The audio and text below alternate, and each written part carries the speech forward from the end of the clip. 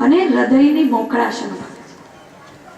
અને આજના પુસ્તક પરિચય સ્પર્ધામાં હું પણ ઘણા પુસ્તકો છે, પણ મને જે હૃદયને સ્પર્શી ગયું અને આજના સમાજના પ્રશ્નની સામે જવાબ આપતું જે પુસ્તકનો પરિચય આપવાનું છે એ મેં માતૃભાષાનું જ પુસ્તક લીધું છે, આપણે માણસ।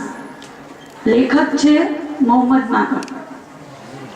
આ પુસ્તકમાં સંદેશ ન્યૂઝપેપરમાં કેલિડોસ્કોપ નામનો લેખ છે, આર્ટિકલ લખનાર લેખક મોહમ્મદ માકન છે, એમના લેખોનો સંગ્રહ છે આ પુસ્તકમાં।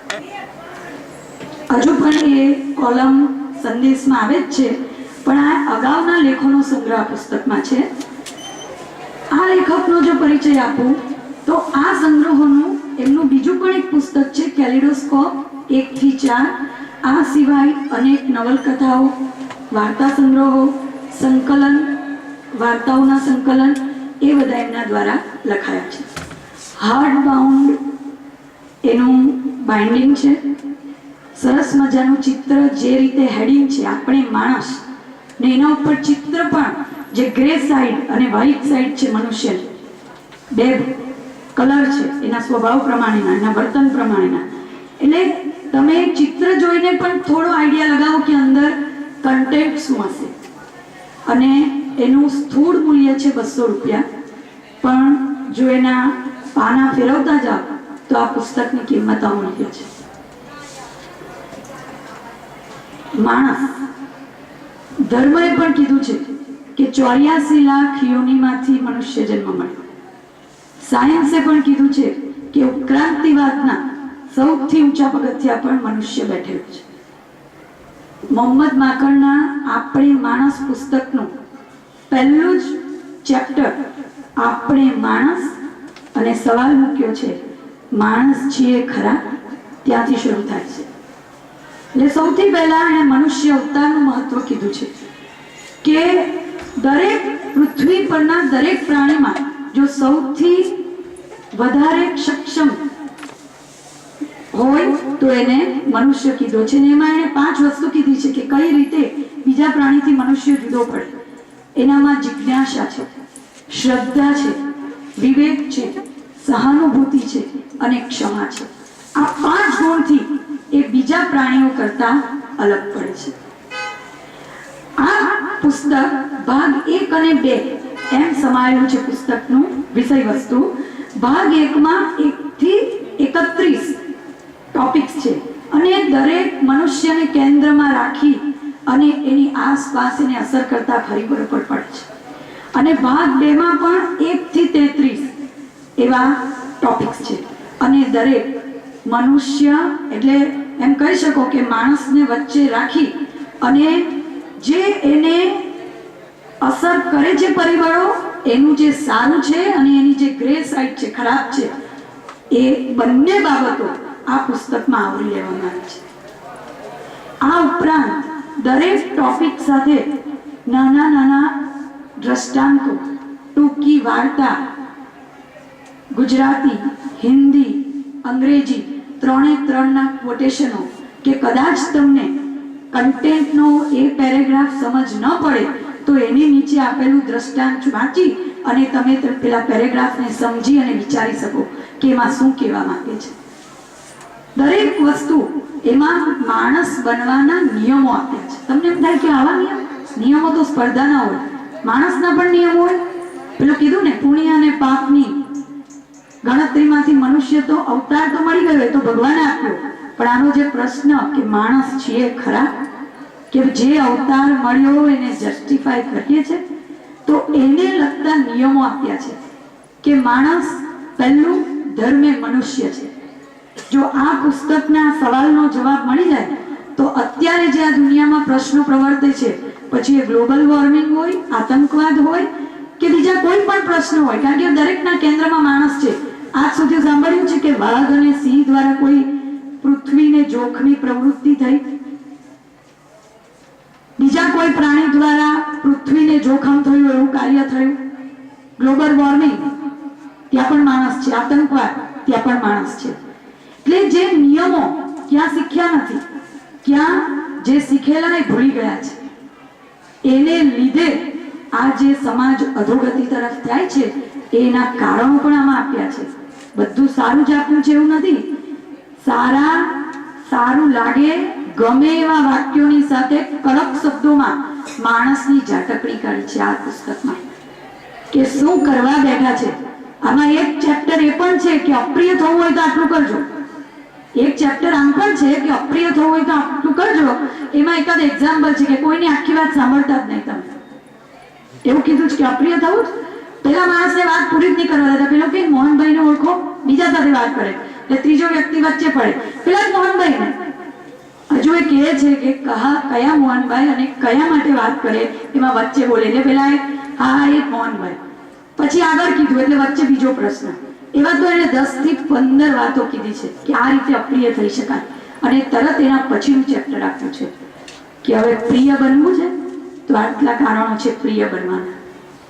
તો એમાં એવા નાના નાના મુદ્દા છે કે કદાચ તમને એમ થાય કે એના માટે એમણે પુસ્તક લખવું પડ્યું કારણ કે આપણે આપણા રોજિંદા જીવનમાંથી વસ્તુ ભૂલતા ચાલ્યા.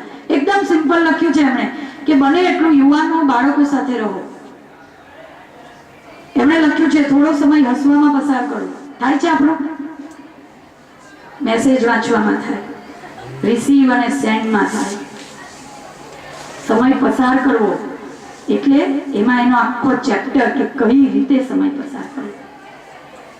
જીવંત રહેવો જોઈએ મનુષ્ય. જીવતા તો બધા જ હોય. જ્યાં સુધી ડેથ સર્ટિફિકેટ નહીં હોય ને ત્યાં સુધી આપણી જીવિત રહેવાનું પ્રૂફ છે કે હજુ ડેથ સર્ટિફિકેટ નથી બન્યો એટલે આપણે જીવતા છે.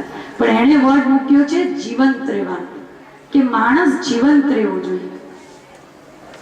જીવંત કઈ રીતે? દરેકની વ્યાખ્યા અલગ છે. એટલે એમાં એ જ કીધું છે કે દરેક પોતાના શોખ કેળવે અને શોખ પ્રમાણે એમાં દિવસભર કામમાં રહેવું, રચ્યા પચ્યા રહેવું. એમ પણ લખ્યું છે પોતપોતાના શોખ અનુસાર. એટલી સરળ ભાષામાં એણે માણસને જીવંત બનાવવાની પ્રક્રિયા લખી છે. અને દરેક ત્રીજા પાને વાંચો ને તો તમને એમ જ થાય કે આ તો મારા વિશે જ લખેલું છે. હું વાંચું તો મને એમ થાય અને તમે જો વાંચશો ને તો દરેક ત્રીજા પાને એમ થશે કે આને કેવી રીતે ખબર પડી કે હું આવું છું, કેવી રીતે ખબર પડી, રાઈટ? એટલે એક અપીલ આ જ છે કે કદાચ તમારી તો ઉંમર ઘણી નાની છે કે આ પુસ્તકને તમે વાંચો, પણ એક અપીલ કે શિક્ષક તરીકે કે મેં આ પુસ્તક વાંચ્યું તો આમાંના 4 દ્રષ્ટાંત જો ક્લાસમાં કહું મારી ભાષામાં તો એવું બને કે એમાંથી વિદ્યાર્થી સમજે અને દિશા પકડે કે જે ઉંમરને લાયક છે, વડીલ છે. એટલે આ પુસ્તક દરેક એજ માટે છે. પણ મેં કીધું એમ કે એના વાક્યો કઈ રીતે સમજો એ તમારા ઉપર છે, સમજ શક્તિ પર છે. એટલે પુસ્તક શરૂઆત કરજો દ્રષ્ટાંતથી વાંચવાની શરૂઆત કરજો. દ્રષ્ટાંત વાંચી અને પછી કન્ટેન્ટ વાંચજો તો પણ તમે આને સરળતાથી પચાવી શકશો. કારણ કે ભાષા થોડી સમજવામાં અઘરી છે, અનુભવ જોઈએ. ઘણીવાર પુસ્તકો વાંચીને કંટાળો કેમ આવે કે એની 4 લીટી મેડમ ખબર નહીં પડી આ શું છે તે. કેમ? એ જે લખેલું છે એ પ્રક્રિયામાંથી કોઈ દિવસ આપણે પસાર નથી થયા. એટલે ઉંમર રહેતા, અનુભવ મળતા પુસ્તકોના લખાણો સમજ પડવા લાગે. એટલે જે રીતે સમજ પડે, મેં કીધું એમ કે પાનું જોઈ લીધું, જે લીટીથી ખબર પડે એ લીટીથી શરૂ કરો, પણ એને સમજવાની કોશિશ કરો. અને બને એટલું હથેળીમાં જો આ નાનું પુસ્તક રાખશો ને, જે હવે વર્ચ્યુઅલ એનો એજ આવી રહ્યો છે, પણ જો હથેળીમાં પુસ્તક હશે ને તો જિંદગી હરિયામણી બની જશે. આ જ એક આ સ્પર્ધા દ્વારા સંદેશ છે. અને હજુ પણ કેલિડોસ્કોપ સંદેશમાં, લેખમાં આ જ વિશે, માણસ વિશે જે આમાં આપ્યું છે એના હજુ ભવિષ્યના પ્રશ્નો, એના વિશેના ડિટેલ લેખો આવે છે. અને આ પુસ્તક મેં કીધું એમ જેટલી સમજ પડે એટલી, જે ટૂંકી વાર્તા આપી છે, દ્રષ્ટાંતો આપ્યા છે, એટલું વાંચીને પણ તમે એક સારા માણસ તરફ બનવાની દિશા તરફ પ્રયાણ કરી શકો. Thank you very much.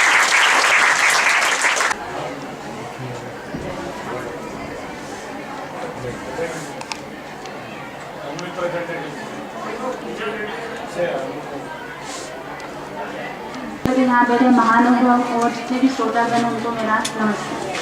आज से पुस्तक परिचय स्पर्धा में मैं प्रख्यात कैनेडियन लेखक रॉबिन शर्मा के द्वारा लिखी गई एक पुस्तक the monk who sold his Ferrari के बारे में बोलना चाहती हूँ। यह पुस्तक मुख्य तौर से भारतीय तत्व ज्ञान के ऊपर लिखी गई है। आज की इस आधुनिक स्पर्धात्मक और तनावग्रस्त दुनिया के बीच में भारतीय तत्व ज्ञान का क्या महत्व है ये समझाया गया है। और ये कथा एक नवल कथा के रूप में लिखी गई है। इस नवल कथा में जूलियन मेंटल नाम का एक बहुत ही प्रसिद्ध और प्रख्यात वकील है। उसका सिर्फ एक ही सूत्र है जिंदगी में, बस दिल मांगे लोग। उसको सिर्फ एक ही चीज चाहिए, ज़्यादा से ज़्यादा प्रतिष्ठा और ज़्यादा से ज़्यादा पैसे। और उसके लिए वो दिन रात मेहनत करता है, रात दिन की उसको कुछ फिक्र नहीं है, बस सिर्फ एक ही चिंता उसको, काम काम काम। और उसके बदले में उसको चाहिए सिर्फ सफलता। बस सिर्फ घड़ी के कांटे की गुलाम की तरफ दिन भर काम करता रहता था। और परिणाम उसका क्या होता है? एट लास्ट वो शारीरिक और मानसिक रूप से थक गया। उसकी जिंदगी में तनाव का घेराव आ गया और तनाव की वजह से एक बार वो कोर्ट रूम में ऐसे ही दलील करते वक्त हृदय रोग के हमले के कारण उसको स्वस्थ बिगड़ गया। और कोर्ट रूम में बड़े बड़े न्यायाधीश और हजारों गुनहगार को हिला देने वाला जूलियन मेंटल एक ही मिनट में जमीन पर गिर गया। डॉक्टर की अथक मेहनत के कारण वो ठीक तो हो गया, लेकिन उसके बाद उन्होंने वकालत छोड़ दी। उन्होंने अपना बंगला, विमान था उनके पास वो, और उनकी सबसे प्यारी गाड़ी फरारी, जो हमारे बुक का पहला ही नाम है कि this monk who sold his Ferrari, वो गाड़ी भी बेच दी और वो भारत आ गए। भारत आने के बाद वो 3 साल तक भारत में रहे और हमारे यहाँ जो ऋषियाँ हैं और योगियों हैं उनके साथ रहे। और यहाँ पे उन्होंने भारत के तत्व ज्ञान और शास्त्रों का अभ्यास किया। और उनके साथ रहकर उनमें इतनी चेंज आ गया कि उन्हें अभी छोटी छोटी चीज़ों में भी खुशियाँ दिखने लगी। फिर चाहे वो रात में आसमान में चमकते हुए तारे हो या तो फिर सुबह की पहली किरण हो। और उसका प्रभाव उनके शरीर पे पड़ा। उनका शरीर स्वस्थ होने लगा, एक अलग सी स्फूर्ता और शक्ति आ गई उनके अंदर, चेहरे पे अलग सी चमक थी। 3 साल भारत में रहने के बाद जब वो वापस विदेश पहुंचे तो उनके जो सहकर्मचारी थे वो उन्हें देख के आश्चर्यचकित हुए थे। वो सोचने लगे, उनका एक फ्रेंड था जो पार्टनर था उनका जॉन, वो एकदम आश्चर्यचकित हो गया। ये सोचने लगा कि जूलियन मेंटल जो 3 साल पहले मरा हुआ, असहाय, बीमार और भूत जैसा दिखने वाला इंसान आज स्वास्थ्य के एकदम शिखर पे था। अलग सी चमक थी उसके चेहरे पे। उसके सामने जो भी इंसान आता उसका ध्यान खींचे वैसी तो उसके अंदर शांति थी। और जब उससे पूछा गया तो उसका एक ही रीज़न था, उसने एक ही कारण बताया कि ये सब हुआ बिकॉज ऑफ भारत के तत्व ज्ञान और तनाव मैनेजमेंट, जिसको कि हम स्ट्रेस मैनेजमेंट कहते हैं। और उसके ये परिवर्तन के कारण आज विदेश में भारतीय मैनेजमेंट, गीता मैनेजमेंट, उपनिषद मैनेजमेंट और तनाव मैनेजमेंट, जिसे कि हम स्ट्रेस मैनेजमेंट कहते हैं, उसका अभ्यास चल रहा है गंभीरता से। वो भी उसके ऊपर ज़्यादा ध्यान दिया जा रहा है। और ये काम है भारतीयों का, लेकिन किया एक कैनेडियन ने। हमारा ज्ञान, हमारा है कर्म है कि हमें हमारी संस्कृति को आगे लेकर जाना, लेकिन उसको समझाया है कैनेडियन ने। काम हमारा है, समझना हमें है और जीना भी हमें ही है उसी तरह से, लेकिन समझा किसने? विदेशी ने। पढ़ने के बाद तो बहुत गौरव हुआ कि कितनी भव्य है हमारी संस्कृति, कि जिसकी वजह से एक इंसान की पूरी लाइफ सुधर गई। लेकिन उसके बाद दुख भी हुआ कि हमारी संस्कृति है लेकिन फिर भी हम उसको यूज़ नहीं करते। लेकिन विदेशी जो है, जिसकी निंदा करने से हम कभी पीछे नहीं हटते, लेकिन वो हमारी संस्कृति को पढ़कर, हमारी संस्कृति को समझकर अपना जीवन सार्थक कर रहे। मेरा एक छोटा सा प्रयास था, निष्फल प्रयास था इसको समझाने का। बाकी असली आनंद जब बुक पढ़ोगे तभी आएगा। Thank you. माननीय निरीक्षकश्रीओ, अन्य कॉलेजोમાંથી પધારેલ અધ્યાપકગણ તેમજ વિદ્યાર્થી મિત્રો, આજે આપની સમક્ષ હું જે પુસ્તક વિશે મારા વિચારો રજૂ કરવા માંગુ છું એનું શીર્ષક છે સાંપ્રત સમયમાં નારી। આ બુક છે મારી અને એની લેખિકા છે બેલા ઠાકર। મિત્રો, લેખિકાએ સ્ત્રીને લગતા જે મુદ્દાઓ છે અત્યારે વર્તમાનમાં સ્ત્રી શું છે એ બધું આ પુસ્તકમાં વણી લીધું છે। આજે આપણે જોઈએ છીએ કે લોકો સ્ત્રી સશક્તિકરણ માટે કેટલા જાગૃત બન્યા છે. આજે સ્ત્રી આપણે જોઈ શકીએ છીએ કે પોતાની કારકિર્દી માટે કેટલી જાગૃત બની છે અને એમાં કંઈ પણ બાંધછોડ કરવા એ તૈયાર નથી. પોતાની જવાબદારી પોતાની જાતે ઉઠાવવા માંગે છે. એ કંઈ ઘરની 4 દિવાલોમાં પુરાઈ રહેવા માટે નથી સર્જાઈ. એને સ્વતંત્રતા જોઈતી છે. એ પોતાની જવાબદારી પૂરી કરવા માટે કોઈ પુરુષ પાસે હાથ લાંબો કરવો નથી ઈચ્છતી. એ પોતાના પિતા પાસે કે પતિ પાસે હાથ લાંબો કરવા નથી માંગતી. એ પોતાના કુટુંબને સતત ઉપર લાવવા માટેના પ્રયત્ન કરતી રહે છે. પોતાને લગતા જે કંઈ નિર્ણયો લેવાના હોય ને એમાં પણ એને કોઈનો હસ્તક્ષેપ અત્યારે પસંદ નથી. મિત્રો, લેખિકા લગ્ન સંદર્ભમાં આજની સ્ત્રીઓના વિચારો જણાવે છે કે ઘણી બધી સ્ત્રીઓ લગ્ન સંદર્ભમાં વિચારે છે કે લગ્ન એ મારી કારકિર્દીમાં અત્યારે બાધારૂપ બનશે, એટલે લગ્નને મોકૂફ રાખે છે અને લગ્નને લંબાવે છે. કારણ કે આપણા ભારતની પરિસ્થિતિ પણ કંઈક એવી જ છે કે એકવાર સ્ત્રીના લગ્ન થઈ જાય ને એટલે એની લગામ એના પતિના હાથમાં આવી જાય. પોતાની ઈચ્છા મુજબ કંઈ કરી નહીં શકે. પતિ કંઈ સમજવું હોય ને તો નો પ્રોબ્લેમ, પણ જો પતિ એવું વિચારે ને કે હું તો કમાઉં છું, એમાં તો અમારી તમામ જરૂરિયાત પૂરી થઈ જાય છે, પછી મારી પત્ની શા માટે કમાવા બહાર જાય? એવા સમયે જો પેલી સ્ત્રી બહાર જવા ઈચ્છતી હોય ને, કમાવા જવા ઈચ્છતી હોય ને, તો પણ એને મન મારવું પડે છે અને ત્યાંથી સંઘર્ષની શરૂઆત થાય છે. આપણે કહીએ છીએ સ્વતંત્રતા આવી ગઈ છે, પણ કહેવાય છે ને સ્ત્રીના 3 ઘર હોય છે. જન્મ બાદ પિતાનું ઘર, લગ્ન બાદ પતિનું ઘર અને ઘડપણમાં દીકરાનું ઘર. એનું પોતાનું શું? એ તો કંઈ કરવા ઈચ્છતી હોય ને તો પણ એણે પેલા પુરુષની પરમિશન લેવાની કે હું બહાર જાઉં. જો અપરિણિત હોય તો પિતાને પૂછવાનું ને પરિણિત હોય તો પતિને પૂછવાનું. ત્યાંથી સંમતિ મળે ને તો પછી વાત આગળ ચાલે, નહીં તો પછી ત્યાં ફૂલ સ્ટોપ. ત્યાર પછી સાસુ અને માતાના સંબંધો વિશે લેખિકા જણાવે છે, તે હું તમારી સમક્ષ રજૂ કરું છું કે એક સ્ત્રી જ્યારે માતાના સ્વરૂપમાં હોય ને ત્યારે કેટલી કોમળી છે, પણ એક સ્ત્રી જ્યારે સાસુ બને છે ને ત્યારે કેટલી બદલાઈ છે. એનું એક્ઝામ્પલ આપું તમને, જે લેખિકાએ આપેલું છે તે. તો એક સ્ત્રી જ્યારે માતાના રોલમાં હોય ત્યારે એની દીકરી નોકરી પરથી આવે છે, થાકી બાકી આવે છે અને બેસે છે. મમ્મીને કહે છે, મમ્મી આજે તો હું ખૂબ થાકી ગઈ છું, ખૂબ માથું દુખે છે. એટલે મમ્મી ફટાફટ કહે, દીકરા જમી લે, મેં રસોઈ બનાવી દીધી છે. હવે આ સ્ત્રી જ્યારે સાસુના રોલમાં હોય ને ત્યાંની પરિસ્થિતિ, એની વહુ આવે છે નોકરી પરથી થાકી બાકી આવીને બેસે છે અને ભૂલમાં કદાચ વહુથી બોલાઈ જાય ને કે મમ્મી આજે તો મને ખૂબ માથું દુખે છે, ખૂબ થાકી ગઈ છું, એટલે ફટાક લઈને સાસુનો જવાબ આવી જાય, મારા માટે નોકરી કરે છે, નોકરી છોડી દે, હું કેટલા વર્ષોથી ઘર સંભાળું છું. અને પાછા લોકો શું કે ખબર? એમ કે આજે સંયુક્ત કુટુંબો નથી રહ્યા. અરે ક્યાંથી રહે? આવી પરિસ્થિતિ આપણા દેશની. આજે સ્ત્રી વિચારતી થઈ છે, એ એવું વિચારે છે કે રીબાઈને જીવવા કરતા બેટર છે, એડજસ્ટમેન્ટ કરીને જીવવા કરતા બેટર છે કે છૂટાછેડા લઈ લેવા વધુ સારા, અને એ ડિવોર્સ લઈ લે છે. આજે આપણે સ્ત્રીને કંઈ માત્ર ડોક્ટર, નર્સ, ટીચર એ સ્વરૂપમાં નથી જોતા. એ ઘણા એવા ક્ષેત્રોમાં પણ આવી છે જ્યાં માત્ર પહેલા પુરુષોનું સ્થાન હતું. એ આર્કિટેક્ચર પણ બની છે, એ એન્જિનિયર પણ બની છે, એટલે ઘણા બધા એવા ક્ષેત્રોમાં આગળ આવી છે. એને જે સંઘર્ષ કર્યો છે ને એના કારણે એ નો ટાઈમ સિન્ડ્રોમનો ભોગ બની છે. નો ટાઈમ સિન્ડ્રોમ એટલે સમયની અછત હોય. એ પોતે કુટુંબને સમય આપવા ઈચ્છે છે પણ નથી આપી શકતી. એવા સંજોગોમાં જ્યારે કોઈ સ્ત્રી અપરિણિત હોય ને તો તે વિચારે છે કે અત્યારે લગ્ન નહીં કરું, કારણ કે હું અત્યારે લગ્ન કરીશ ને તો મારા કુટુંબને સમય નહીં આપી શકીશ, એટલે બેટર છે કે અત્યારે લગ્ન નહીં કરું. અને કોઈ પરિણિત સ્ત્રી હોય ને તો તે એવું વિચારે કે અત્યારે જો હું સંતાન વિશે વિચારીશ ને તો પ્રોબ્લેમ આવી જશે, મારી કારકિર્દી જોખમમાં મુકાઈ જશે, અને એ ત્યાં જ એનો વિચાર સ્ટોપ કરી દે છે. ત્યાર પછી લેખિકા સ્ત્રીની એક નવી ભૂમિકા વિશે સમજાવે છે, બોસ તરીકેની ભૂમિકા. આજે ઘણી બધી જગ્યાએ આપણે જોઈએ છે સ્ત્રીઓ બોસ તરીકે જોવા મળે છે, પણ એમાં એક પ્રોબ્લેમ છે કે જ્યારે કોઈ સ્ત્રી બોસ હોય ને તો એના હાથ નીચેના જે કર્મચારી હોય ને એ લોકો સહન નથી કરી શકતા. એમનો બોસ કોઈ પુરુષ કર્મચારી હોય તો ચાલે, પણ એમનો બોસ કોઈ સ્ત્રી હોય ને તો મેડમ કરીને એમની પાસેથી ઓર્ડર લેવાનું એમને શરમ આવે. એ પ્રોબ્લેમ આજે આપણે જોઈએ છીએ. સ્ત્રીએ જે સંઘર્ષ કર્યો છે ને એના કારણે એણે ઘણું બધું મેળવ્યું છે, પણ સાથે સાથે બીજું પણ એક બાબત મેળવી છે, માનસિક તણાવ.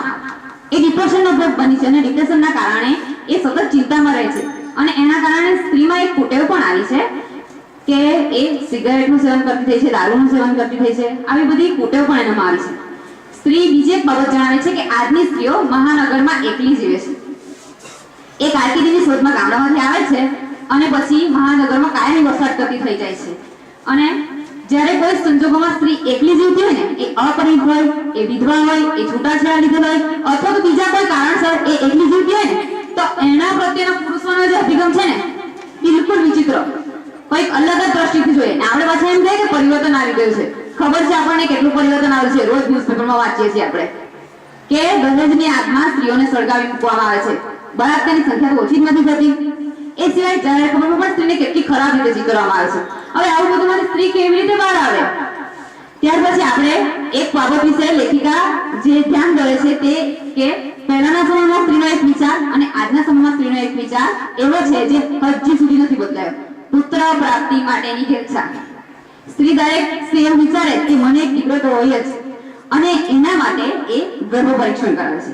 ગર્ભમાં જો સ્ત્રી ભણ હોય ને તો એની હત્યા કરતા પણ એ અચકાતી નથી, કારણ કે એ વિચારે છે કે દીકરી તો પાણીને સાસરે જતી રહેશે, પછી ગર્ભમાં આવવાનું કોણ? દીકરો જ સાચવશે ને.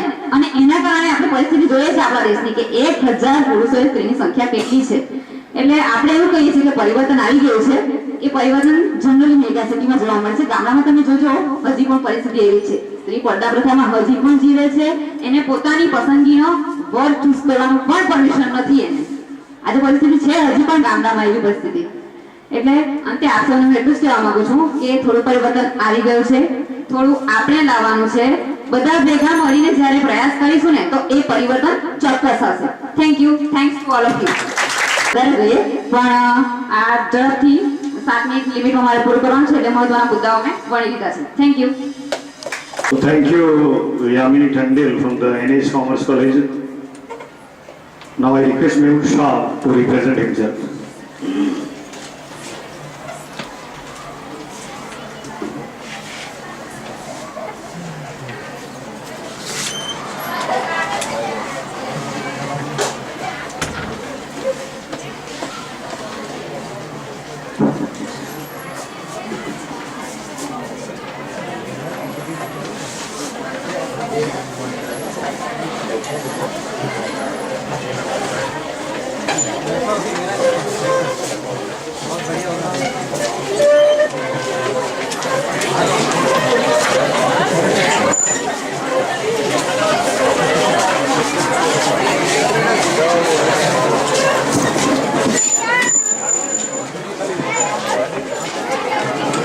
બાકીના બેસ્યો ભાઈ ઇમેજ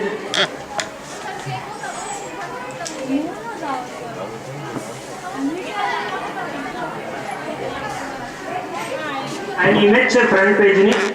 ફ્રન્ટ પેજ પર હેડિંગમાં તમે વાંચી શકશો. એવું લખેલું છે the pizza and noodles book. કે લખવાનું કારણ એવું નથી કે કોઈ આમાં કોઈ રેસીપી આપેલી છે કે આપણા ફાસ્ટ ફૂડના જમાનામાં જેમ આપણને પિઝા, નૂડલ્સ કે મંચુરિયન આપણે ફટાફટ 10 મિનિટમાં બનાવીને ખાઈ લઈએ છીએ, એવી જ રીતના સરળ અને ખૂબ જ ઓછા સમયમાં આપણા ગ્રંથિમાં ઉતરી જાય એવા બધા જ સૂચનો આ બુકમાં છે. એટલે અહીંયા હેડિંગ છે કે the pizza and noodles book.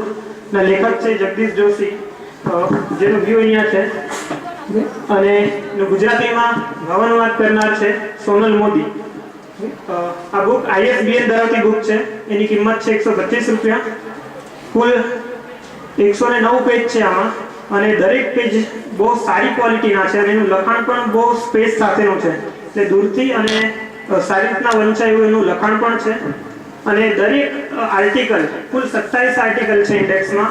એટલે દરેક પોઈન્ટ વિશે લેખકે કંઈ કીધેલું છે, અને દરેક આર્ટિકલ પછી કંઈક ઇમેજ આપેલી છે, અને એક સૂચન પણ છે.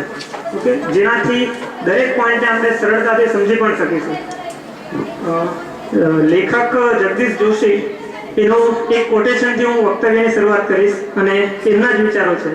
લેખક એવું કહે છે કે જિંદગી તો अपनों ही कंधों पे निकलती है यारो, जिंदगी तो अपने ही कंधों पे निकलती है यारो, औरों के कंधों पर तो जनाजे निकला करते हैं. એવા ખૂબ સારા વિચારો છે લેખકના.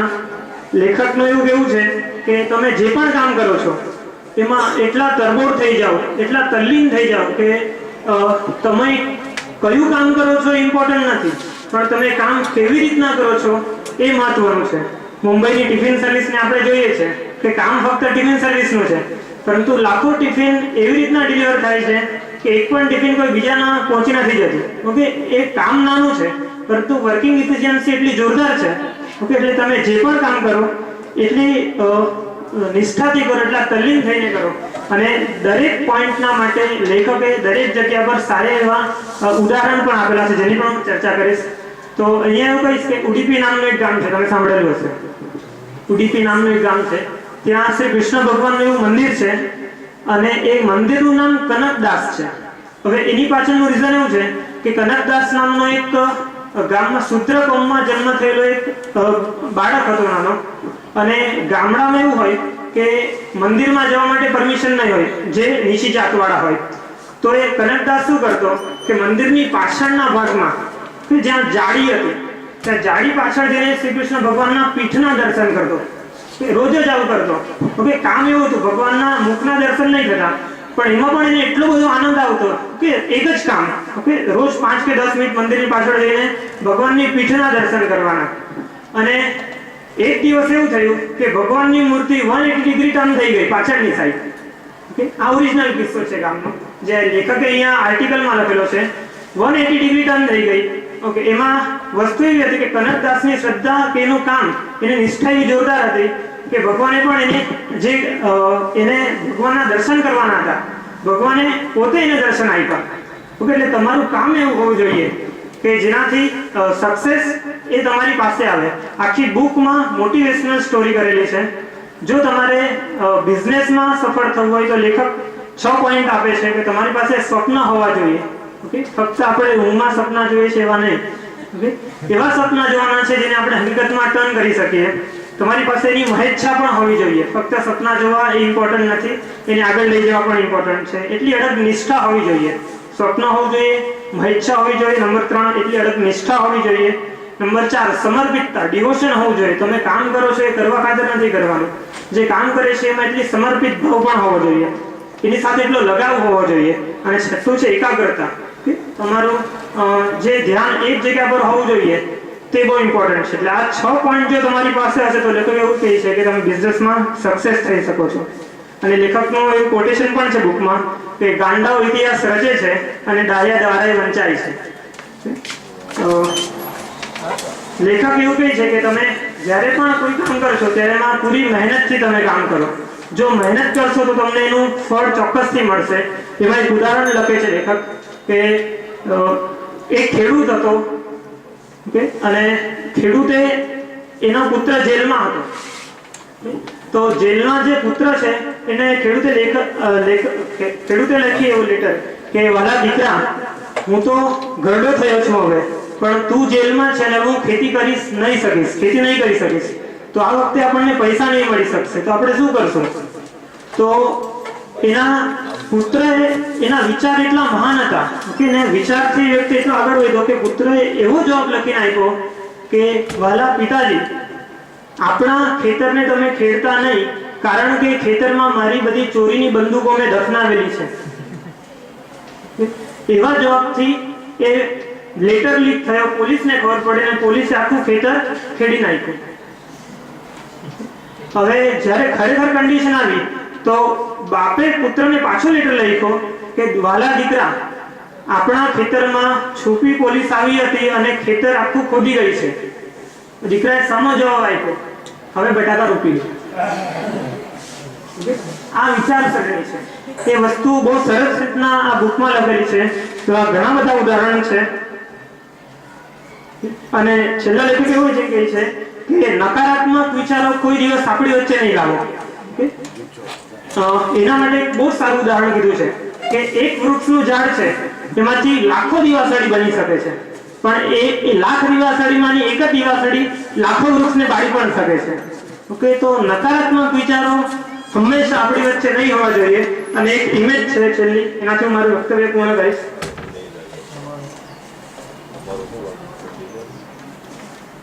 Okay,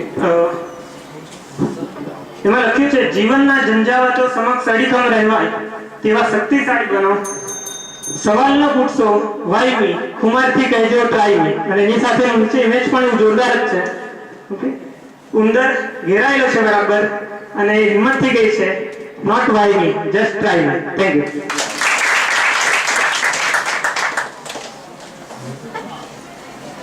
Savdak sir has tried him. Thank you, sir. Chandramohan Shah nicely represent his presentation along with the words. Now Rohit Bhai Kasundra ji. I request him.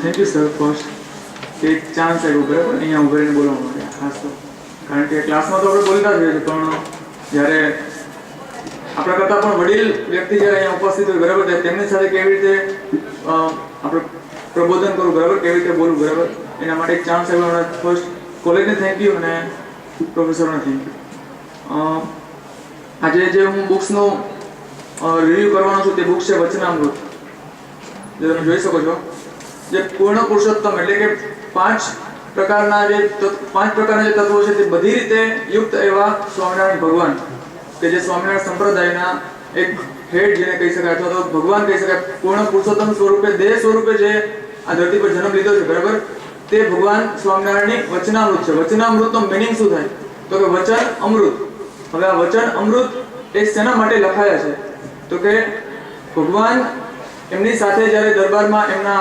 રાજગઢમાં પરમહંસો સાથે બેઠા હોય 500 પરમહંસો કે જે એક પરમહંસ એક બ્રહ્માંડની ઉત્પત્તિ કરી શકે એટલી શક્તિ ધરાવે છે બરાબર એવા 500 પરમહંસ એમની સામે બેઠા છે અને ભગવાન સ્વામિનારાયણ એમના આશીષ વચનો એમને આપે છે તો કે એ પરમહંસો એવા તો નહીં જે બ્રહ્માંડની ઉત્પત્તિ કરી શકે બરાબર એ પૃથ્વી પર શું નહીં કરી શકે ધારે તો કોઈ પણ ક્વેશ્ચન આન્સર આપી શકે તો એના મનમાં કેવા પ્રશ્નો હશે કે જેનો ઉકેલ ભગવાન સ્વામિનારાયણ આપે છે તો એ પ્રશ્નોના ઉકેલ માટે ભગવાન સ્વામિનારાયણ વચનામૃત લખ્યું અને આ વચનામૃત ભગવાન સ્વામિનારાયણ પ્રશ્નોનો ઉકેલ આપે છે અને એ લખે છે કોણ તો કે ચાર સંતો છે મુક્તાનંદ સ્વામી પછી નિષ્કુળાનંદ સ્વામી સુકાનંદ સ્વામી અને એક સ્વરૂપયોગ સ્વામી સમથિંગ છે એ સ્વામી જે ચાર એમણે વચનામૃત લખ્યા અને પછી એને સમજાવવા એને સાદી ભાષામાં જે આમાં જે ભાષા છે સંસ્કૃતમાં છે બરાબર અને અમુક હાર્ડ શબ્દો હોય એ શબ્દોને સાદા સ્વરૂપમાં કેવી રીતે દર્શાવી શકાય તે આ વચનામૃતમાં દર્શાવે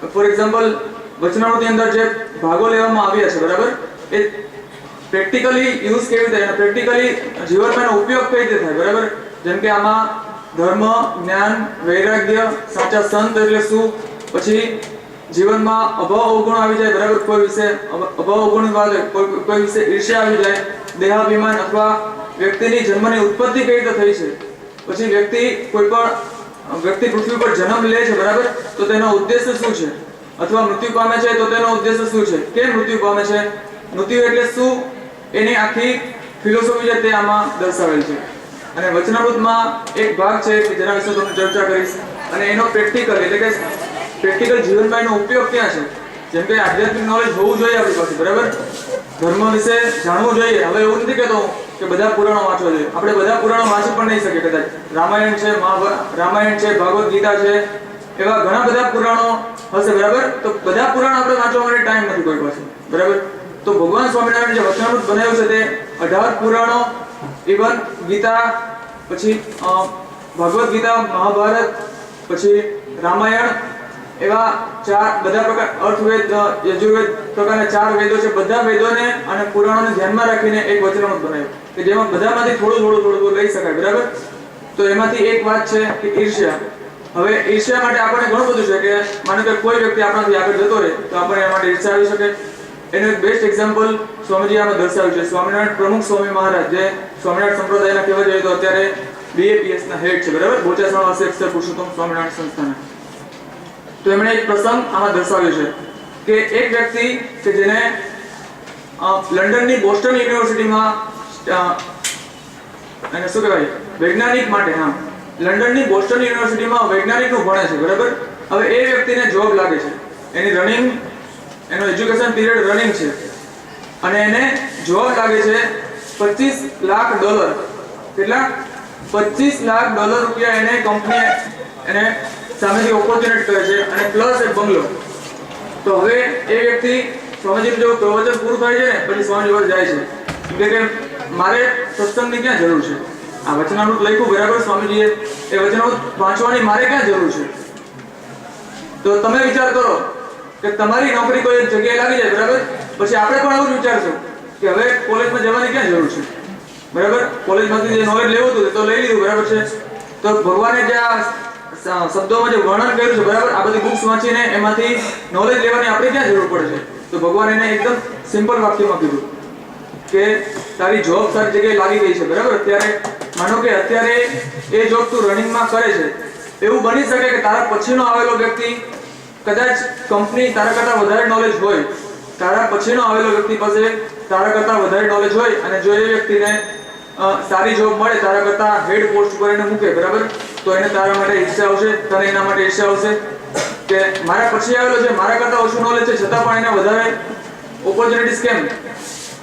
બધાને થઈ શકે, બરાબર. મનમાં માનો કે અત્યારે હું જોબ કરું છું, બરાબર, મારી પાછળ કોઈ ડિગ્રી કરે છે અને એ વ્યક્તિ મારી આગળ આવીને ઊભો રહી જાય, એને 50,000 પગારે સર નોકરી આવે, બરાબર, તો મને કોઈ જગ્યાએ એવું થશે દિલમાં કે મારા કરતાં ઓછું નોલેજ છે, છતાં પણ આને કેમ આગળ? તે વસ્તુ નહીં થાય ને, એના એવું તમને ઈર્ષ્યા એના માટે નહીં આવે ને, એના માટે વચનામૃત જરૂર છે. કોઈ વ્યક્તિ માટે માનો કે એવું પણ થઈ શકે કે એવું ઈર્ષ્યા આવે એના કારણે કોઈ વ્યક્તિ ડિપ્રેશનમાં આવી શકે, તણાવમાં આવી શકે, બરાબર, તો એ તણાવ ન થાય જીવનમાં, એના માટે વચનામૃત જરૂર છે. ઓકે.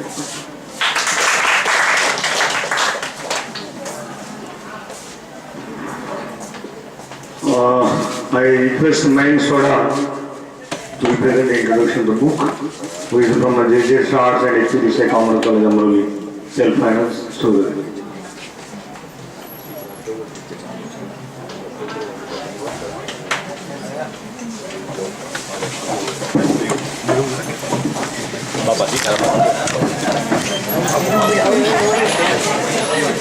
एक बार बैठ के देखो, शायद मजा भी आएगा.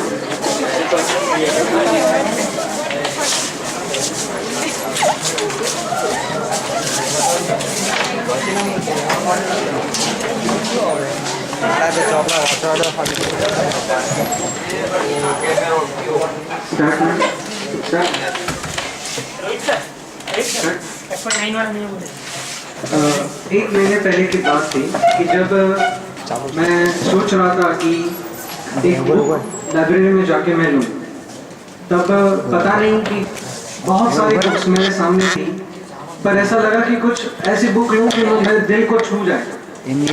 ऐसा लूँ कि मुझे रिसर्च में भी काम आए, ऐसा लूँ कि ये सारे सब लोगों को काम आए, ऐसी कुछ बुक लूँ. तो मेरे प्राध्यापक रोल के लिए वो बुक मुझे ज़रूर सहायमंद है. तो ऐसी बुक मैंने ली जो नाम है नारी को अधिकार दो, एक जागृति, कि पुरुषों के तुलना कम हो जाए.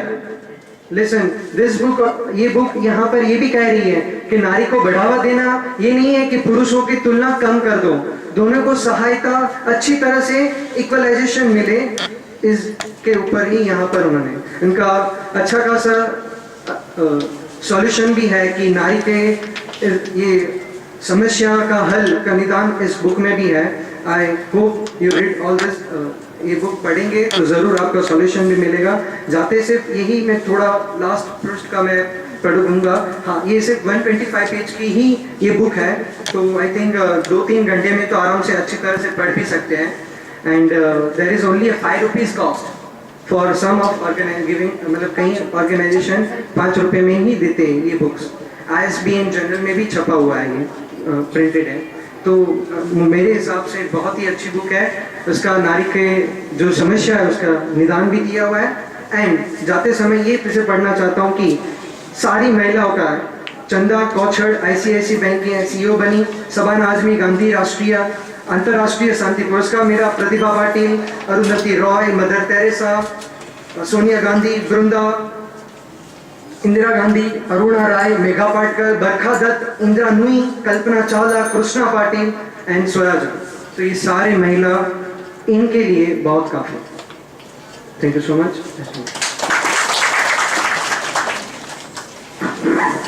So thank you, Mayank Sodaji.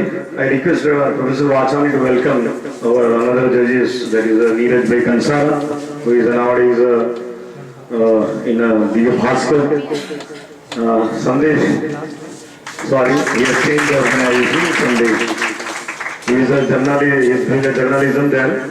nowadays he's a press reporter and a newspaper, some lines he is going to write in a Sandesh. Before he was in the Sun Divya Bhaskar. He is a today's judge. So I welcome you, sir. Now I request Preeti Shah of Self-Finance College.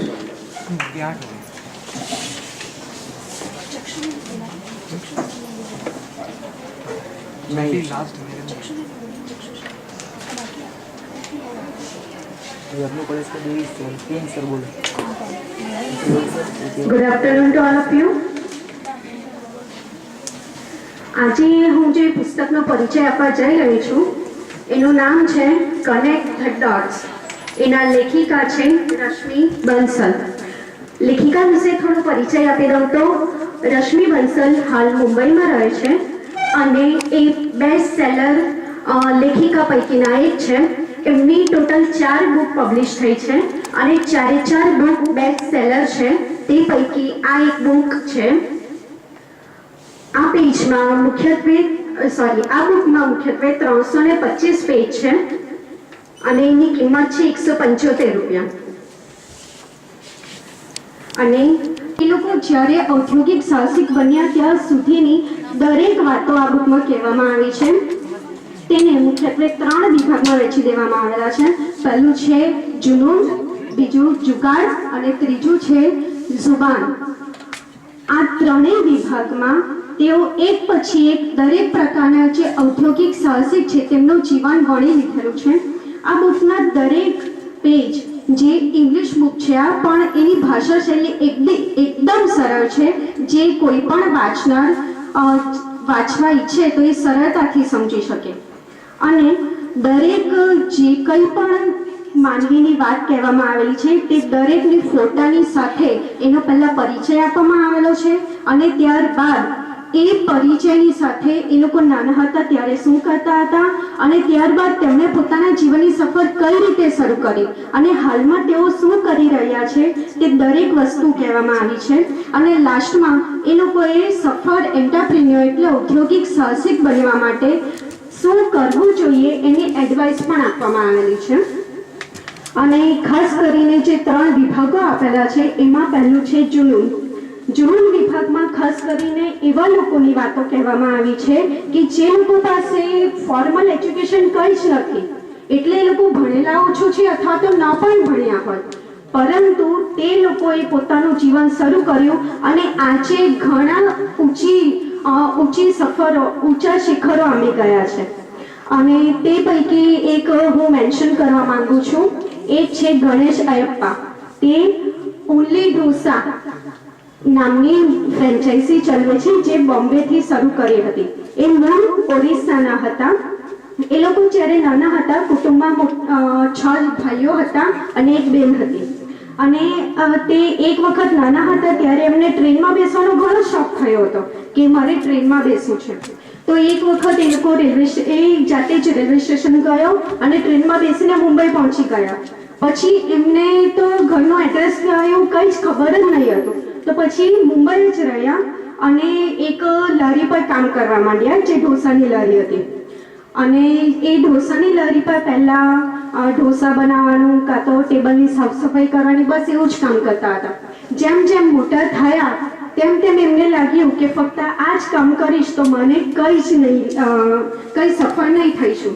પરંતુ એમને વિચાર આવ્યો McDonald's પરથી કે McDonald's નામ એક જ છે પરંતુ એમની ફ્રેન્ચાઇઝી દુકાનો ઘણી બધી જગ્યાએ છે. તો શું હું પણ આવી રીતે મારી સ્ટોલ કે દુકાનો ઊભી નહીં કરું?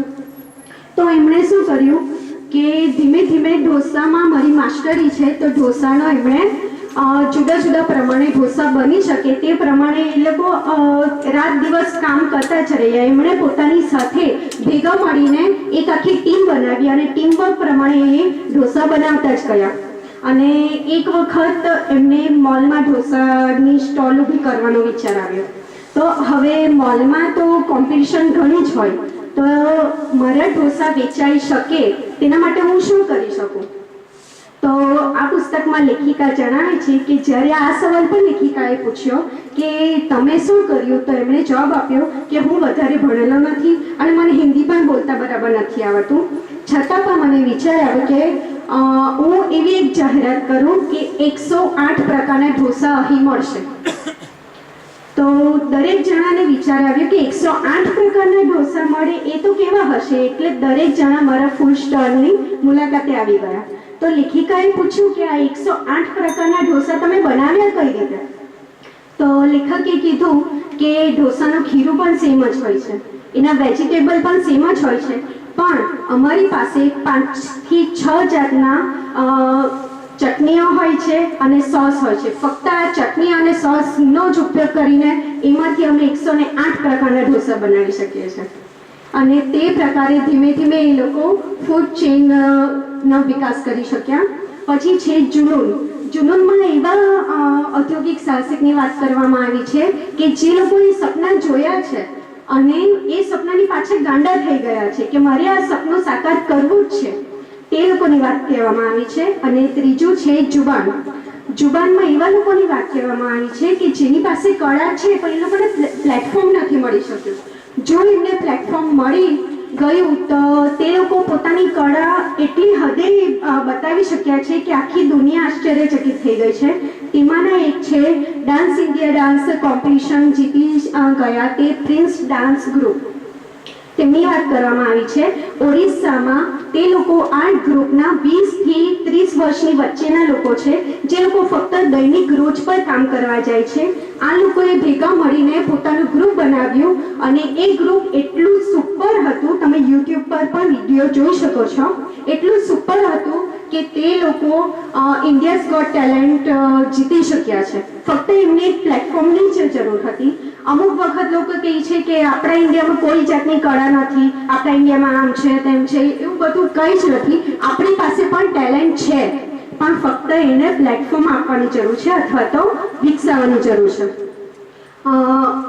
આ દરેક જે સાહસિકો છે એમના જીવન ચરિત્રમાંથી એક વાત ખાસ નોંધનીય છે કે ફક્ત તમારી પાસે ફેન્સી ડિગ્રી કે પૈસાદાર પિતા હોવું આવશ્યક નથી, પણ જો તમારે સફળ થવું હોય તો ફક્ત ને ફક્ત તમારા મન, હૃદય અને તમારા હાથમાં જ છે. અને અંતે આ બુકમાં એક સ્ટીવ જોબ્સે કીધેલી એક વાત હું કહેવા માંગુ છું. You can't connect the dots like forward, you can only connect them looking backward. એટલે તમે તમારા જીવનને આગળ શું થવાનું છે તે ન વિચારતા પાછળ તમે શું કર્યું છે, તમારામાં શું આવડત છે તે વિચારી જુઓ તો તમે વધારે ને વધારે સફળ થઈ શકો. તેના કારણે જ આ બુકનું ટાઇટલ ઊંધું છાપવામાં આવ્યું છે કે જેથી તમે આગળનું નહીં વિચારતા ભૂતકાળમાં તમે શું શીખ્યા છો તે વિચારીને ભવિષ્યમાં આગળ વધી શકો. Thank you.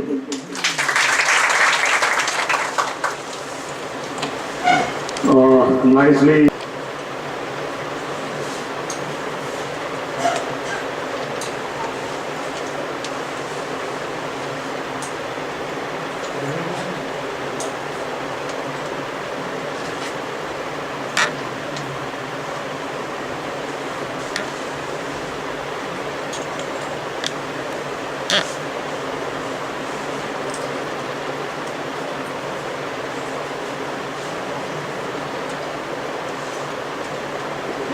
Good morning, one and all.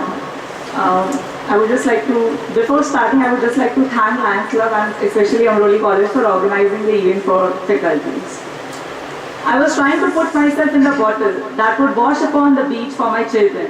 If I were a painter, I would have painted, but I was a lecturer, so I lectured. These are the lines by none other but Randy Posh, who was a professor in Carnegie Mellon University. I am Kathy Mehta and I will be presenting my views for the same. To start with, what is this book about? It is about a person who was a lecturer who was living, and at the age of 38 years he was detected with pancreatic cancer. He was having 208 tumors in his liver. But still, what he thought was giving a last lecture, because in foreign countries it is a ritual that whenever the professor basically is going to get retired, he has to give the lecture. After thinking a lot, what he thought was to give a lecture upon really achieving your childhood dreams. Now this book is actually for the readers of all genders and teach everybody, especially who wants to achieve their dreams. To start with, Randy basically put it very correctly that we cannot change the cards we are dealt with, but just what we can do is how to play the hand. Though he was detected with cancer, he never got saddened or he never got disheartened. But what he thought was how to play the cards and how to face it. To give my opinions and review, Randy as a kid was always an imaginer. Let's say he was an visionary. And he always believed that if one can find the opening, he can easily float through it. That means what you require as friends, you just need to find an opening that where you want to be. Once you have got that dream, you can easily float through it. And what he is trying to say is this story is basically for the parents. That if parents want their kids to become a dreamer, to become an imaginer, it is very important to put a kid in some types of sports. Why? Because through sports, what you learn is teamwork, perseverance, how to have a sportsman's spirit. When you are growing up and nobody says anything to you anymore, that means they have given up on you, and that's a bad place to be. That means when you are starting and when you are dreaming, you dream, because if people stop telling you improve, that means you have actually become worst. You should be in a position where people keep on saying you that you should improve, and that can only be done with the help of a good coach. Randy also talks about how a student's attitude should be. What he says is that the student's attitude should not be like, let's become a dreamer and leave it. But it should be where we are not good at. What we know, 1 point, very good. What you don't know, don't just leave it. Go behind it, achieve it, and bang it on. Then only you can actually derive what you want to. Be an imaginer, because if you cannot imagine, you can never do it.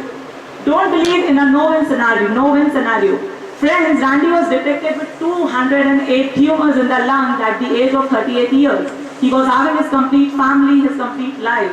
But what he actually did was, he did not cry. He actually planned everything for his family. He took new home, he created, the paperwork, and he actually kept the bank balance that his children can do. And what most beautiful thing that he did was, he gave the lecture. And this was only for his children, so that he knows that his father loves him. People are more important than things. Friends, in today's world, what we think is that, car is important, everything else is important. But to become a dreamer, you need to think about that. These all are things, they are mere necessity. They are necessary for life, but they are not life. So if you want to achieve something, it is important that you think about the materialistic things and about the emotion of the people. Brick walls are there for a reason. They give us a chance to show how badly we want something. While achieving a dream, there would be situations where you would think, no, now I cannot achieve this dream. But those are mere brick walls. Just think them as a brick wall. Because if you can go through it, if you can bang through them, let's say if you cannot go through them, if you can go above them also, that means it will tell you that how badly you wanted it. Randy is telling this in context to his wife. He wanted to marry her, but he was not able to do it very easily. It took him nearly 1 year to get married that lady. A professor's job is to teach students how to see their minds growing in the same way they can see their muscles grow when they look into the mirror. Now this is basically for professors, that if you want to teach your students, nowadays people are very fond of going to gyms and make their bodies and look good when they see in the mirror. Same way, if you can train their mind, somewhere down the line they will definitely feel that yes, we have become educated and there is a change in us. So it is a responsibility of a professor and teacher to make their kids a learner and an imaginer. One should be honest, then to be hippie. People go behind, let's say, fashion. If somebody's become a fashion designer, even I'll become the same. Now that is just becoming hippie. Fashion will come in and fashion will go out. What will stay with us is to be honest. Complaining doesn't work as a strategy. We complain that, we wanted to become this, but oh my God, this happened. What is important that if you keep even 1% of your energy in looking up for the solution, 100% your complaining will go away. Luck is what happens when preparation meets opportunity. Friends, what we think is that if there is luck, we'll go a far way, but that is a misconception. Randy always wanted to be a part of Disneyland when he was a kid. He was not interested on those joy rides. What he wanted was to work there.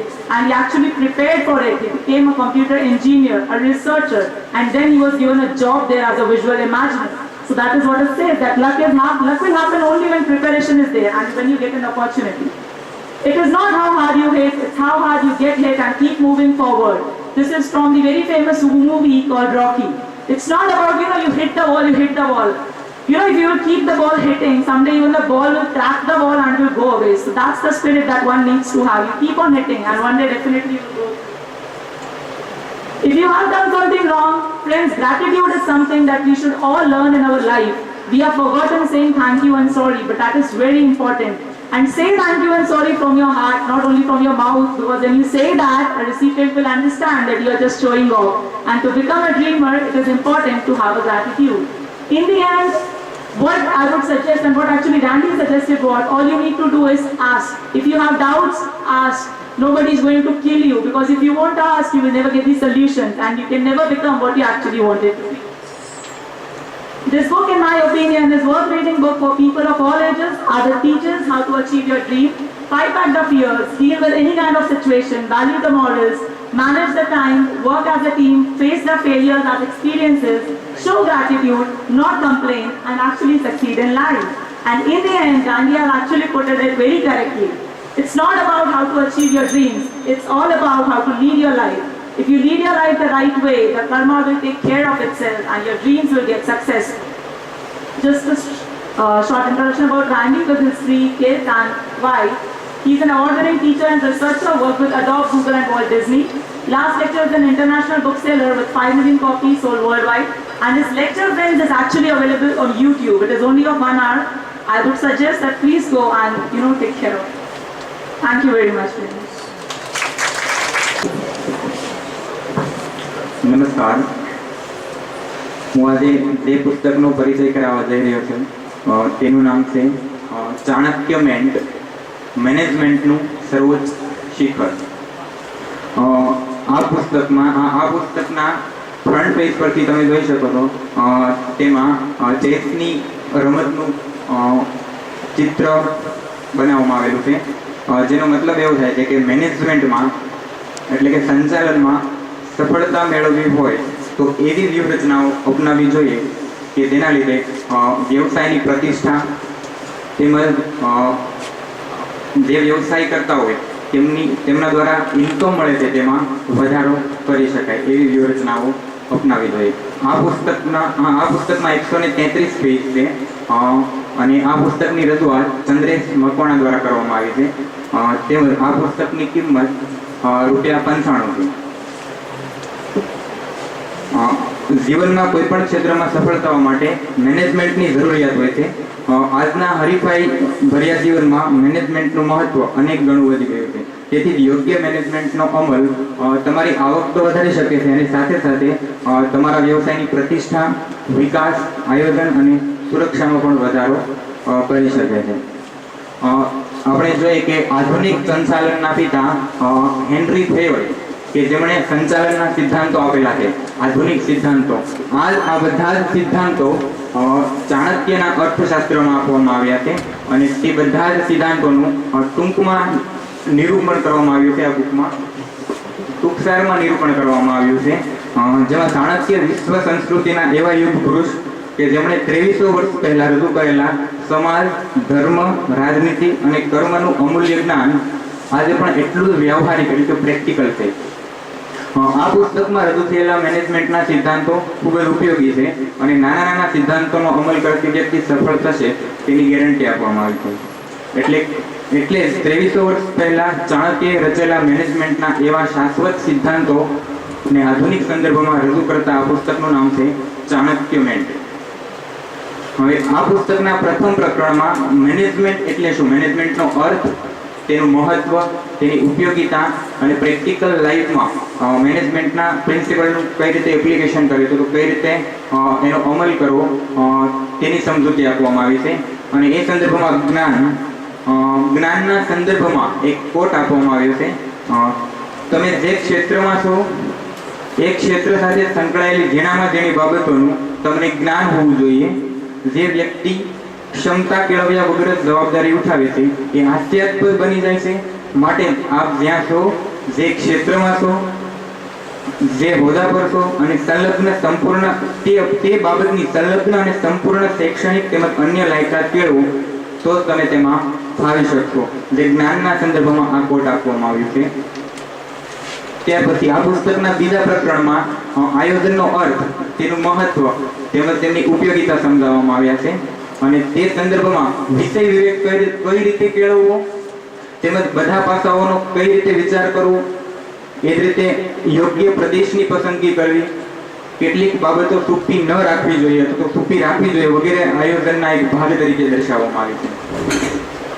તે જ રીતે આ પુસ્તકના ત્રીજા પ્રકરણમાં office મેનેજમેન્ટની સમજ આપવામાં આવી છે, જેના સંદર્ભમાં અંગત માણસો રોકવા, એ જ રીતે જાસૂસ રોકવા, સહાયકોની નિમણૂક કઈ રીતે કરવી, મંત્રીઓની નિમણૂક કઈ રીતે કરવી, એ જ રીતે ઉચ્ચ કક્ષાના અધિકારીઓની નિમણૂક કઈ રીતે કરવી, મીટિંગ રૂમ અથવા તો કોન્ફરન્સ રૂમ કેવો હોવો જોઈએ કે જેના લીધે અંદરની બાબત બહારની કોઈ વ્યક્તિ જાણી ન શકે, એ વગેરે બાબતની સાવચેતી કઈ રીતે રાખવી એનું આ પુસ્તકમાં નિરૂપણ કરવામાં આવ્યું છે. એ ઉપરાંત આ પુસ્તકના ચોથા પ્રકરણમાં સ્ટ્રેટેજિક મેનેજમેન્ટ એટલે કે વ્યૂહાત્મક સંચાલન કઈ રીતે કરવું, કે આયોજન કઈ રીતે કરવું અથવા તો એવી કઈ વ્યૂહરચનાઓ અપનાવી કે જેના કારણે આપણા વ્યવસાયમાં સફળતા મળે અને વ્યવસાયને પ્રતિષ્ઠા મળી રહે. તેમજ આ પુસ્તકના પાંચમા પ્રકરણમાં જોઈએ તો ટાઈમ મેનેજમેન્ટ તેમજ સ્વભાવનું મેનેજમેન્ટ, જવાબદારી કઈ રીતે ઉઠાવવી, ફરજો, સાવચેતી વગેરે વિશેની સમજૂતી આપવામાં આવી છે. અને અંતિમ પ્રકરણમાં કોની પાસેથી શું શીખવા મળે એ બાબતના કોડ આપવામાં આવેલા છે, જેમાંથી સિંહ પાસેથી શું શીખવા મળે તેમાં આપવામાં આવે છે કે શક્તિનો ઉપયોગ, બગલા પાસેથી આટલું શીખો એમાં એકાગ્રતા, તે રીતે કુકડા પાસેથી આટલું શીખો ટાઈમ મેનેજમેન્ટ અને નિયમિતતા, અને કાગડા પાસેથી આટલું શીખો તેમાંથી કોઈ વ્યક્તિ પર પૂરેપૂરો વિશ્વાસ ન મૂકવો. એ જ રીતે કૂતરા પાસેથી શું શીખવા મળે તેમાં આપેલું છે સ્વામી ભક્તિ અને વફાદારી. Thank you.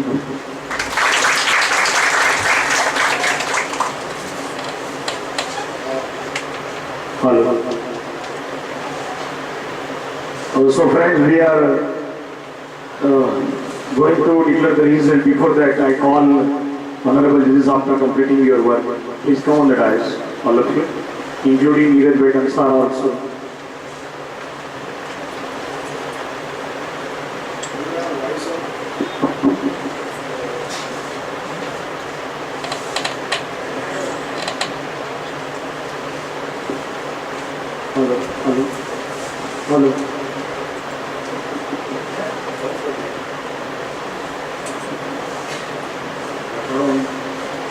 Hello.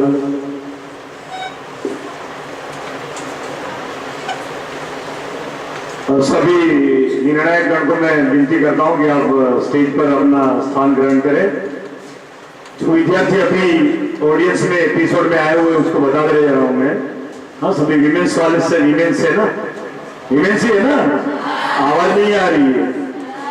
अच्छा, अभी आ रही है कि विमेंस है ना. तो ये बता दे रहा हूँ कि आपको कहाँ बिठाया गया है पहले तो.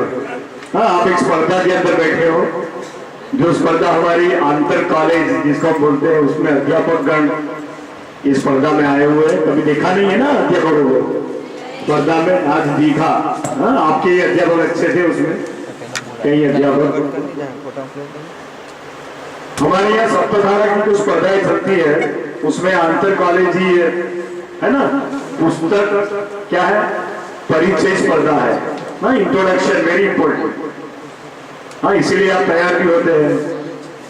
हाँ, मिरर में देखते हैं, हाँ, ब्यूटीफुल बनते हैं और फिर यहाँ आते हैं. ठीक है ना, वेरी गुड. तो हमारे मित्र जो है बैठे हैं मेरे बाजू में, हाँ, इस स्पर्धा कमेटी के चेयरमैन है माननीय हमारे प्रोफेसर अध्यापक BN पटेल सर, जो ग्रांटी गेट में है, इसलिए आपको प्रस्थान करवाना पड़ रहा है. ये हमारे दूसरे अध्यापक मित्र है जो इकोनॉमिक्स के बड़े खां हैं. हाँ, खां बोलते हैं जिसको हम स्पेशल. वैसे प्रोफेसर वाचानी वो is also specialised from national service की NSS. हाँ, उधर बैठे हैं हमारे 5 स्टूडेंट्स है आपके जैसे. नाभी बिकम जर्नलिस्ट है ना, एक अच्छा लेख लिखते हैं कई बार हमारे बारे में, जो भी चित्र बनाते हैं कई बार वो, हाँ, शब्दों से. नीरज कंसारा जी वो मुंबई में थे पहले, मुंबई समाचार में लिखते थे, अभी वतन में फिर से आ गए हमारे पास सेवा करने के लिए. अभी सूरत में कर्मभूमि बनाया हुआ है, अभी संदेश में है मेरे ख्याल से, पहले दिव्य भास्कर में थे. हाँ, तो ये आपके जैसे ही स्टार्स डायमंड्स हमें क्या करते हैं, नेकलेस में गुने जाते हैं. हाँ, शब्द की बड़ी पाया जाता है। हाँ, नेकलेस बनता है, बनाया जाता है, उसमें क्या होता है? Diamonds. So you are the diamonds of the college. हाँ, लेकिन यू मस्ट स्पार्क इट। हाँ, अच्छा पढ़ना पड़ेगा ना। हाँ, दिखने से काम चलने वाला नहीं है। वो मैडम ने बताया अभी, हाँ, गुड ड्रीमर होना पड़ेगा। वो ख्याति जी ने बताया। हाँ, she is a very good lecturer in management college, coming from college of management from Surat. हाँ, तो बस देखने का कौन आया कौन गया, and that is the introduction. हाँ, पुस्तक book is a very important nowadays in a era of virtuality. हाँ, पुस्तक से प्रेम करना चाहिए। दूसरे को बहुत प्रेम करते हैं आजकल आप लोग। हाँ, ज्यादा प्रेम करो लेकिन पुस्तक से करो। So honorable judges are preparing the result. हाँ, ये स्पर्धा बड़ी अच्छी हुई। आप लेट थे थोड़े से। हाँ, अच्छे पुस्तक का परिचय दिया गया। अपना परिचय देने से पहले क्या करना पड़ेगा? तैयार होना पड़ता है ना। शादी में जाते तो कैसे है ना, मजा आया। पुस्तक में पढ़े वो कैसे, उसमें भी होता है। Books are the glimpses, what we call, सपनों को सजाने का जो स्थल है वो क्या है? बुक है। और हमारे सपनों का सजाने का स्थल क्या है? Parlour. Now it is called as a parlor. It is a word parlor nowadays. Book is a verb parlor. No, word नहीं, verb.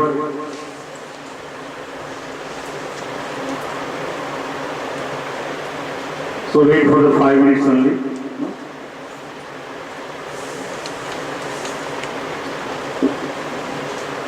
So I welcome Honorable Principal Sir Trivedi ji, the second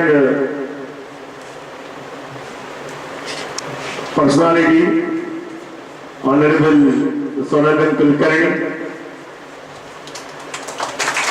So welcome all of them.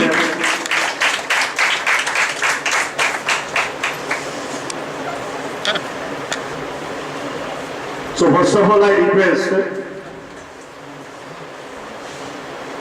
our colleague and the senior most Honorable Sonalben Kulkarni to give some reactions on the competition first of all.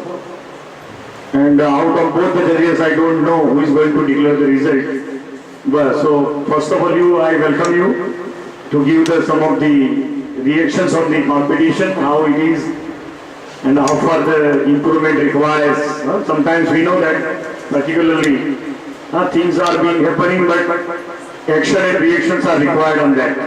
So I request sir to give some, we say that blessings also, message also, and also the suggestions. So welcome Sonalben Kulkarni.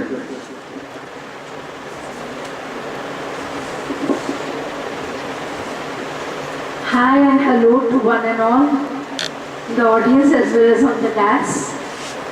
Well, I am a person of theatre and usually a script is given to me and I have to speak or direct a written script.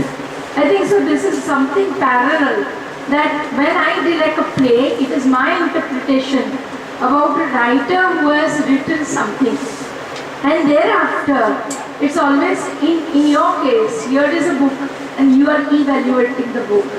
First of it is what we found is most of the people, the speakers who have come, they are equally as competent as we are over here. Means they are no less than what we teachers are. Only thing is that our hair has grown grayer than theirs. That's the only difference. Anyway, but what I feel is it was really a pleasure. At least there were some 8 to 9 books that we were introduced to. And obviously there are 2-3 books where I would personally go into it, and as suggested by the speakers, I would like to see the YouTube presentations or whatever is available over there. It was really very inspiring. The way you have read, the way you have presented, out of them, those who are the best, थोड़ा बहुत शायद ऐसा होगा कि किसी को please दोस्त who have not got a prize, do not get demeaned by it. You all have given a very beautiful hour or 2 hours. It was a lovely interaction with whatever you have read and whatever education we got from it. First of all, I really thank all the lecturers, my colleagues, who have specially driven their time and they have come over here. Believe me, whatever the result is amongst 3 of us, and sir was all the time with me, and whatever he felt was the best, we have tried to accommodate. The result will be announced by sir. But मुझे क्या लगा, विषय का वैविध्य बहुत कम मिला था. Like most of them were motivational books. Most of them were giving how to, idea how to live. That is, most of them were motivating books. It's very much necessary, of course, but I think so there should be a wider sense. Like one was a collection of biographies, I would like to say.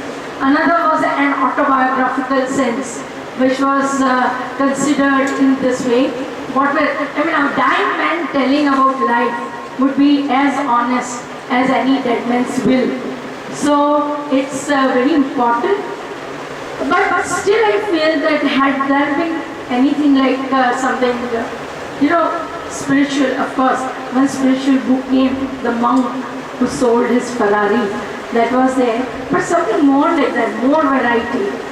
A drama could have been included, something like that, some myth, important stuff.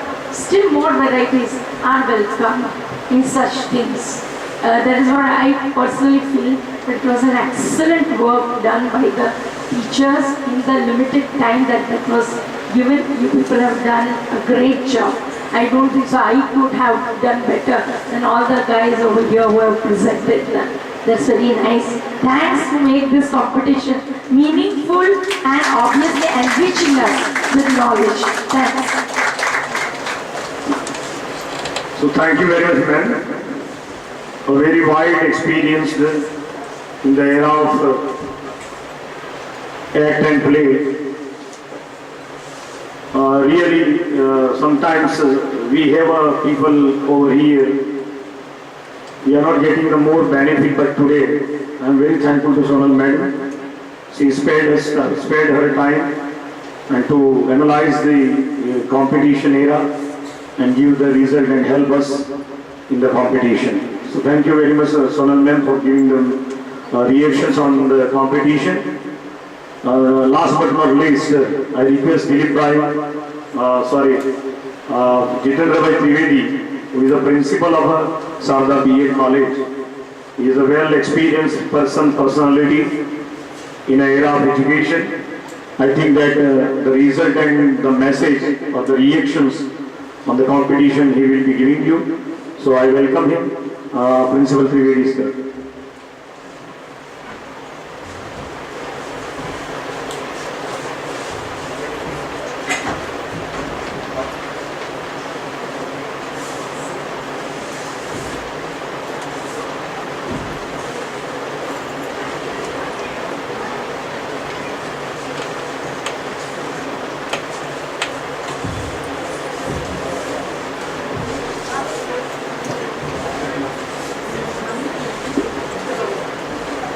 નમસ્કાર.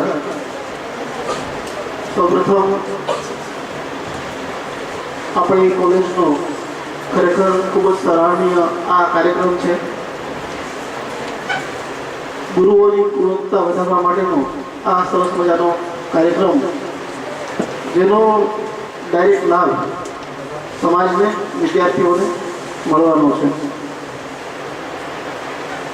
પુસ્તકોને વધારે મહત્વ આપવાની વાત એ આપણા શાસ્ત્રોમાં, આપણા ધર્મમાં, આપણી સંસ્કૃતિમાં સદીઓથી ચાલતો આવ્યો છે. સારા શાસનકર્તાઓ આપણે ઇતિહાસમાં જોઈએ છે કે જ્યારે પણ યુદ્ધો થયા છે, એ છેલ્લે વિશ્વયુદ્ધ હોય ત્યારે પણ સારા શાસનકર્તાઓએ સૌ પ્રથમ પોતાના દેશની લાઇબ્રેરીઓ અને શાળાઓને બચાવી છે અને એને સુરક્ષિત કરી છે. એનો મતલબ એ કે પુસ્તકોનું મહત્ત્વ કેટલું છે. આજના જમાનામાં ઘણીવાર વાત થઈ છે કે ટેકનોસેવી લોકો થતા જાય છે, એની સામે પુસ્તકો ભૂલાતા જાય છે. તો પુસ્તકો જેટલું આપણું જ્ઞાન વધારે છે એટલું જ આપણી અંદરની સેન્સીસને વધારે ડેવલપ કરે છે. એ સાયન્ટિફિકલી પ્રૂવ છે. તો પુસ્તકોની આટલી સરસ એક પ્રયાસ આપણા વચ્ચે થયો. મેડમે જે પણ નિયોજન કર્યું કે જે પણ અહીંયા વક્તા આવી ગયા છે, જે પણ કોમ્પિટિટર આવી ગયા છે, એમના વચ્ચે થોડું લિટરસીની કમી જણાય છે. એટલે દેટ મીન્સ લિટરેચરની કમી જણાય છે કે લિટરેચર અહીંયા રજૂ ઓછું થયું છે. જે પ્રમાણે મોટિવેશનલ પુસ્તકો અને જે આવ્યું છે એના સામે થોડું લિટરેચર પણ આવ્યું હોત, ડ્રામાનું પણ આવ્યું હોત તો વધારે સારું થયું. પણ છતાં પણ બહુ જ ઓછા કોમ્પિટિટર્સ હતા, એની સામે ઘણી બધી વસ્તુઓ રજૂ થઈ છે. આનંદની વાત છે. રિઝલ્ટની અંદર છેલ્લેથી શરૂ કરશું તો 3rd નંબરમાં થાય છે સર. 3rd નંબરમાં આવે છે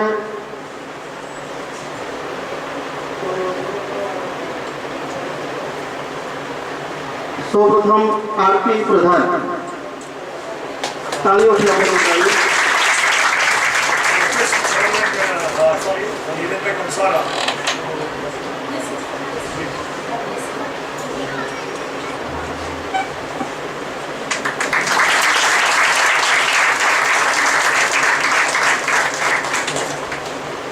Another third is Mehul Shah.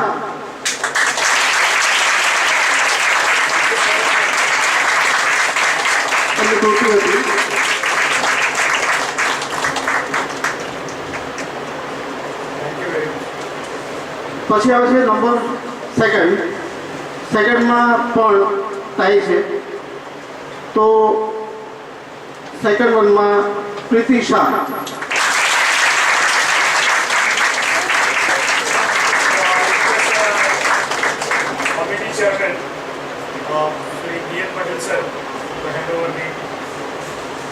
પરિવાર તાળીઓથી આપણે બનાવીએ.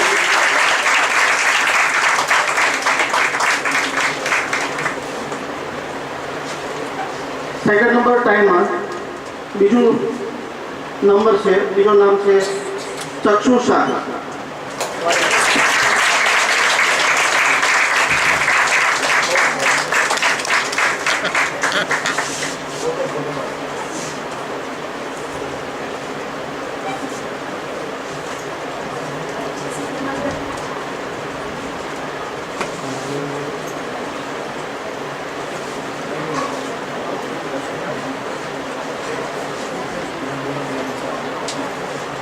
પ્રથમ નંબરે આવે છે ફર્સ્ટ પ્રાઇઝ જાય છે ખ્યાતિ મહેતા.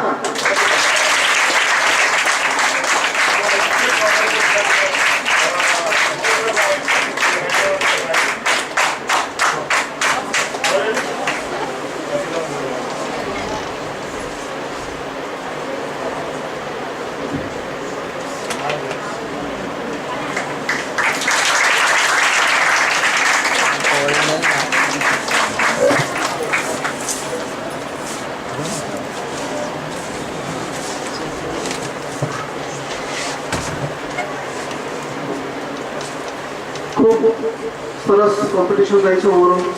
અને આફ્ટરઓલ મને ખાસ અહીંયા તક આપી છે વિદ્યાર્થીઓની વચ્ચે અને આટલું સરસ પ્રોફેસરોને સાથે રહીને કંઈક મને પણ ઘણું બધું નવું જાણવા મળ્યું છે.